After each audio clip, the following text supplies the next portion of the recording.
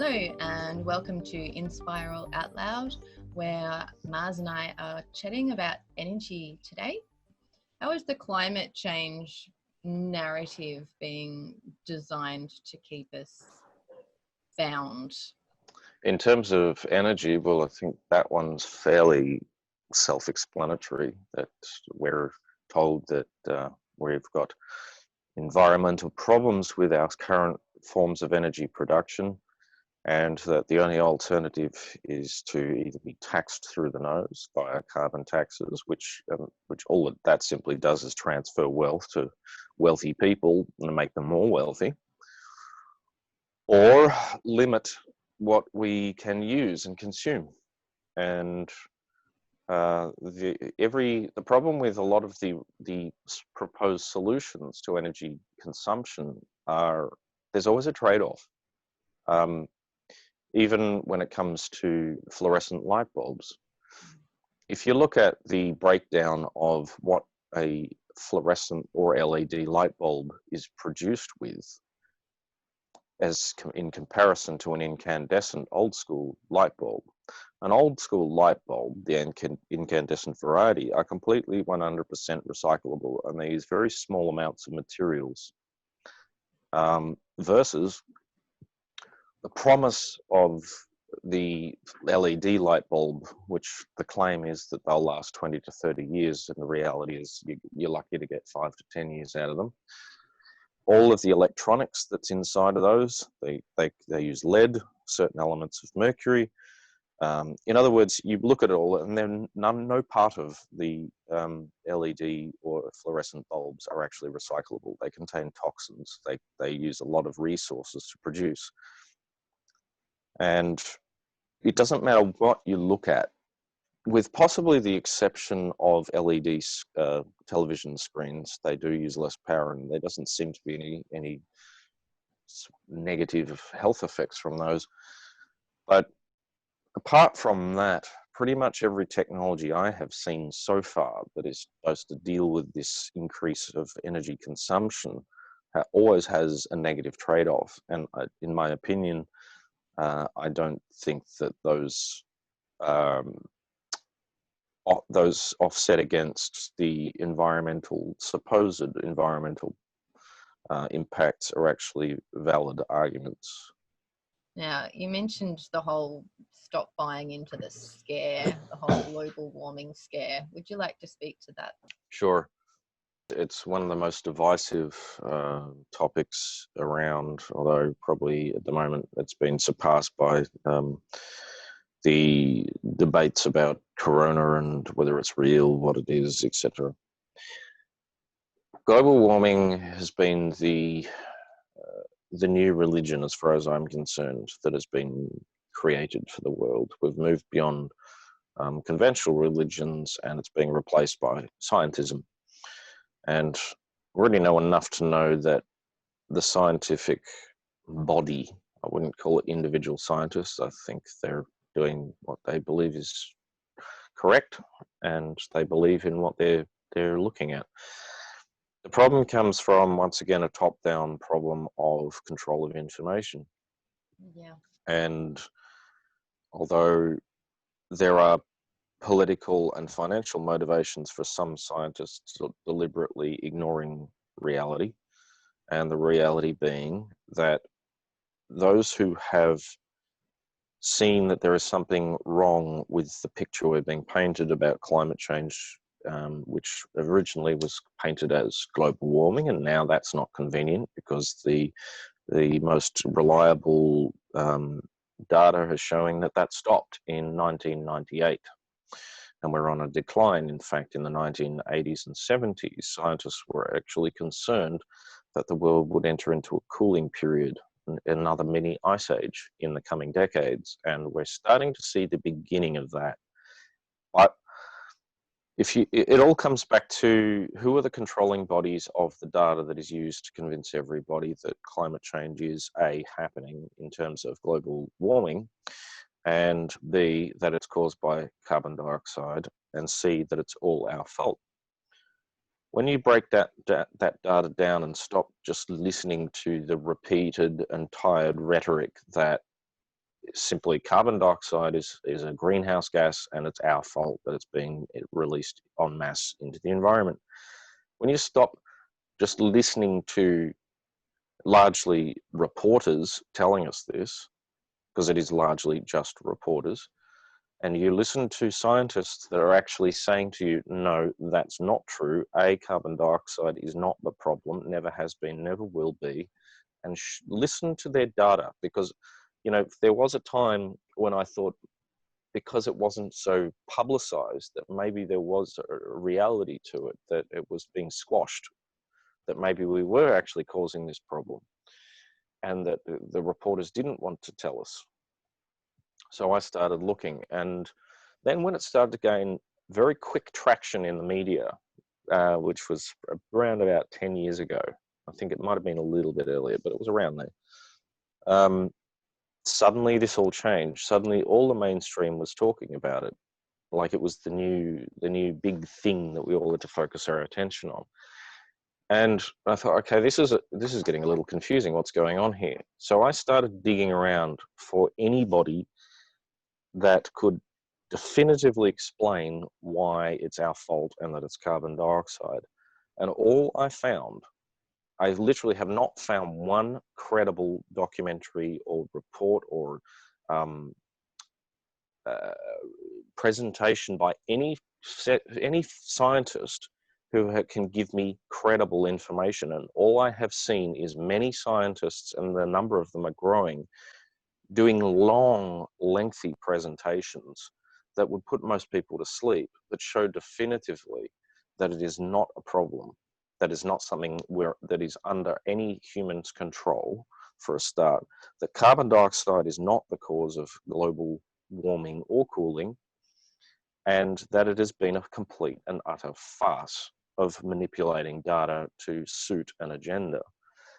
And I still, to this day, have never seen any scientist talking sensibly or credibly in scientific terms. They'll talk in layman's terms and just keep repeating the same thing, but they won't show any real data to back it up. The data that they have used to back up this claim has already been proven to be false. This was the famous manly man's hockey stick argument, where basically what he did is he got two completely data sets, stitched them together and said, look at our graph. Isn't it impressive? The climate is changing because of global warming due to carbon dioxide. He was taken to court and sued, and he lost for fraud.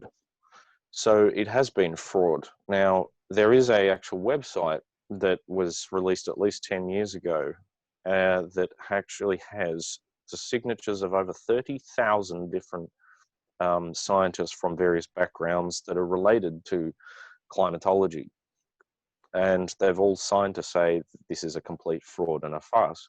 And people say, oh, yes, but they're not climate scientists. But the problem there is no such thing as a, in quotes, climate scientist. That's only that actual title has only been developed in the last decade. Prior to that, they were known as meteorologists, and they had to have very vast studies to actually be able to do that.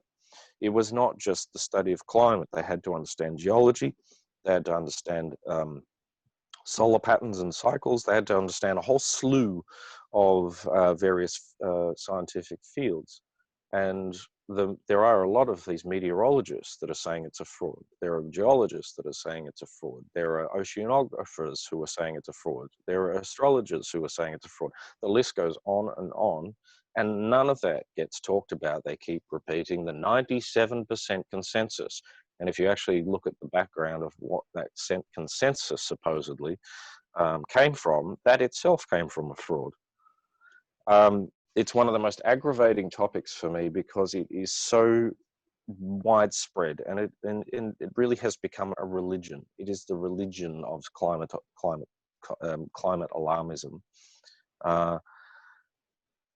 Start digging, folks, because we're all being lied to, and it's not for our benefit. And this is the problem. These sort of cover-ups of real information are only going to lead to our demise, not saving us. Even though it's under the pretense that we need to stop this to save ourselves, the truth is no. We actually need to stop being lied to save ourselves. It's quite the opposite. And you don't need to dig even too far at the moment. Like I saw just a Greg Braden video a couple of weeks ago where he was talking about the shifting in climate. And so using the ice, they were determining that the cycles of global warming and global cooling have been going on for longer than we can imagine, and that the cycle we're in is well within the natural shifts that happen as the sun's cycles, as the earth cycles move closer to the sun and away from the sun, and that it's not that the environment or the globe isn't warming, it's that it's not abnormal compared to the larger cycles. And so he's saying it this whole narrative, as you say, around global warming that's being caused by us is a complete farce. But at the same time, I feel like it's important to just separate a couple of conversations, because we've got the whole idea of global warming versus environmental change. And I feel like part of the duality of this conversation is a lot of people will call climate denialists people that are just going to trash the planet. And we're not talking about that. And I think it's important to state that we're not talking about that. Yes, we've got a planet that is just filthy with the trash that we are generating, but it's not because of global warming that we need to shift our habits. It's not out of the fear of killing our beautiful Mama Earth off. It's out of the love for her and just to clean her up that we can do better. So I just feel like that's an important point to put in there. Just because global warming is a farce doesn't mean we can just continue trashing her. That is not it at all. Absolutely. Yeah. You know, no one wants to live in a polluted planet. It affects us all. It affects all life, which affects us. It's unpleasant to look at, even just from an aesthetic point of view. It's bloody ugly to see trash floating down the river. It affects the sea life. It affects life everywhere. And nobody wants to live in a filthy planet. And if it truly was, if the supposed climate change was really the biggest problem, everybody would be looking at this and going, well, let's just fix this. But too many physicists and scientists know that it's a farce, and the things that are the problems: pollution, toxicity, being blanketed with EMFs, being crammed into smaller and tighter little smart cities, and all of these things. These are the real problems. Climate change is the last thing that is A, something that we can even do anything about, and B, that is even a real problem. I mean, the climate has changed historically. It never will stop changing. Doesn't matter if we all died, if the whole human race died out, climate change will still occur. Climate will get warmer. Climate will get colder. It will change, sometimes very dramatically. It's a non-issue. Where it's a multi-trillion-dollar a year industry, wasting everybody's time and energy when we could have been using those trillions of dollars every year to actually clean up the environment properly, to get rid of the real problems. And it's just a diversion from the real issues. And it just kind of makes me wonder what sort of madness is going on in the minds of people that are controlling this sort of agenda. Yeah. Do they want to live in a disgusting soiled planet? Or I can't understand their mentality. It's beyond belief what's going on. I think Jordan Peterson put it so beautifully when he just said, the best thing that we can do is to make sure that all of the kids are well fed and well educated, because nobody cares if their basic needs have not been met. And, the worst thing that can happen is that you have hundreds or tens of hundreds or thousands of really great brains that have been properly nourished. Then we'll have, we'll have that many more good brains on the planet, one, who care, and two, who might actually have some more great ideas on what we can do.